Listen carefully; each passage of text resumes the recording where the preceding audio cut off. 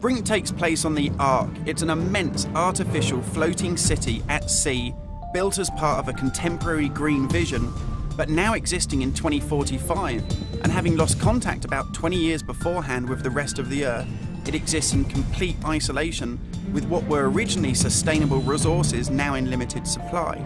The result of this is that competing social factions have been thrown into an isolated and horrific conflict. We're heading to the Ark's airport. This was the original location that celebrities flew in and out of and had their photo opportunities, but it's also, because it's been deserted and disused for 20 years, the ideal location for me to show you a couple of the game's features in the absence of any enemies. Now, BRINK uses those same familiar shooter controls that you're used to, but without the artificial constraints, because we've developed a new system that we're calling SMART. It stands for Smooth Movement Across Random Terrain. If you walk up to something that's an obstacle, just as you would do in any other shooter, you'll stop.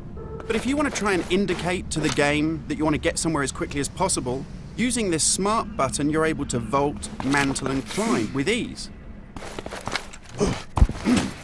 And this is a cool system for helping you navigate through the game, but it's not an autopilot. You don't enter a canned animation that you can't get out of. It's great for advanced players too. If you're approaching an obstacle, like a security sensor, and you want to make it through that obstacle without perhaps alerting the enemy to your presence, you could just look up, and you'll mantle up and over that automatically.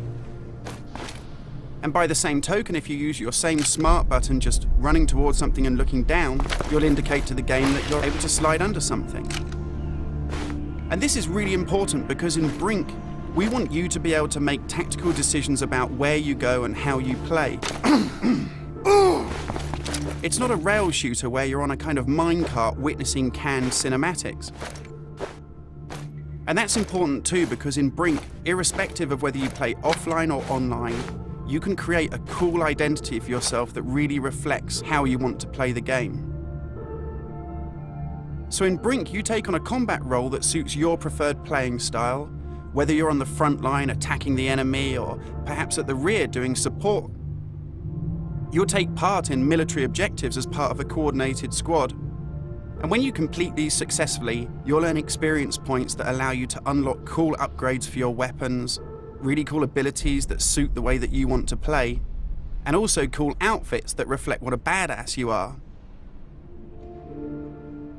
And you can do this irrespective of whether you play offline in traditional single-player style mode with no internet connection, or play cooperatively with up to 7 friends, or go online and play fully where the entire game is full of strangers.